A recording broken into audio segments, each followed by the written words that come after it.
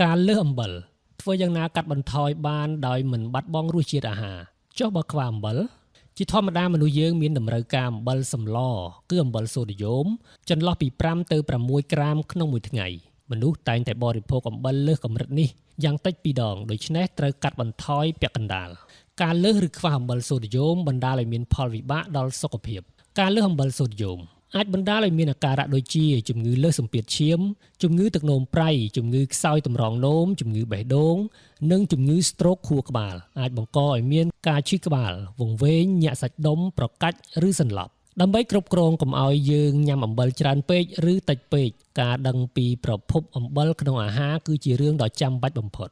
តើអំបិលសូដ្យូមមានក្នុងអាហារប្រភេទណាខ្លះ1វាមានតិចតួចស្រាប់នៅក្នុងធម្មជាតិក្នុងគ្រប់បន្លែផ្លែឈើត្រីសាច់គ្រឿងសមុទ្រឡា2អំបិលដែលបង់ពេលចម្អិនអាហារនិងអំបិលបន្ថែមនៅលើតុដូចជាទឹកជ្រលក់ទឹកត្រីទឹកស៊ីអ៊ីវទឹកប៉េងប៉ោះទឹកម្ទេសឡា3វាមានច្រើនក្នុងអាហារវេចខ្ចប់អាហារ fast food គ្រឿងកញ្ចប់គ្រឿងកំប៉ុងឡា4ជាតិសូដ្យូមមាននៅក្នុងប៊ីចេងនិងម្សៅស៊ុបដុំស៊ុបគ្រប់ប្រភេទប៊ីចេងគឺជា monosodium glutamate គឺសូដ្យូមជាអ្នកឲ្យប្រែប្រួលសម្ពាធឈាមនិងមុខងារតម្រងនោមផ្ទាល់វាមានជាតិសូដ្យូមច្រើនពោលគឺមានសូដ្យូមក្នុងគ្រប់ម៉ូលេគុលគីមីធាតុផ្សំរបស់វាឥរិយាបថមួយចំនួនដែលយើងគប្បីធ្វើដើម្បីគ្រប់គ្រងកុំឲ្យលើសជាតិអំបិលសូដ្យូម1កាត់ស្ករនិងប៊ីចេងក្នុងមុខម្ហូប2កុំបន្ថែមអំបិលទឹកត្រីទឹកស៊ីអ៊ីវឬទឹកជ្រលក់ផ្សេងៗលើមុខម្ហូប3កាត់បន្ថយជ្រក់ប្រហុកផ្អកត្រីងៀតសាច់ងៀត4កាត់បន្ថយ fast food អាហារកញ្ចប់អាហារកំប៉ុងភេសជ្ជៈកំប៉ុងរួមទាំងភេសជ្ជៈមានគុជ5កាត់បន្ថយការញ៉ាំម្ជូរជាមួយអំបិលម្ទេស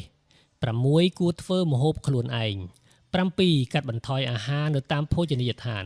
8កាត់បន្ថយការខ្ពុលមាត់បៀមទឹកអំបិលប្រៃពេកការខ្វះអំបិលសូដ្យូមអាចបណ្ដាលឲ្យមានអាការៈដូចជាក្អួតចង់ក្អួតឈឺក្បាលហើមខ្លួនងាយឆ្លងមេរោគអស់កម្លាំងខ្សោយសាច់ដុំរមួលក្រពើភ័យស្លុតវង្វេងប្រកាច់ឬសន្លប់ការខ្វះជាតិសូដ្យូមអាចបង្កឲ្យធ្លាក់សម្ពាធឈាមប្រឈមនឹងជំងឺស៊ាំអ៊ីនស៊ូលីននិងជំងឺពកកឥរិយាបថមួយចំនួនដែលយើងគប្បីធ្វើដើម្បីជៀសវាងការខ្វះជាតិសូដ្យូម1បើហូបសាបត្រូវប្រយ័ត្នការផឹកទឹកច្រើនពេកវាធ្វើឲ្យធ្លាក់កំហាប់ជាតិអំបិល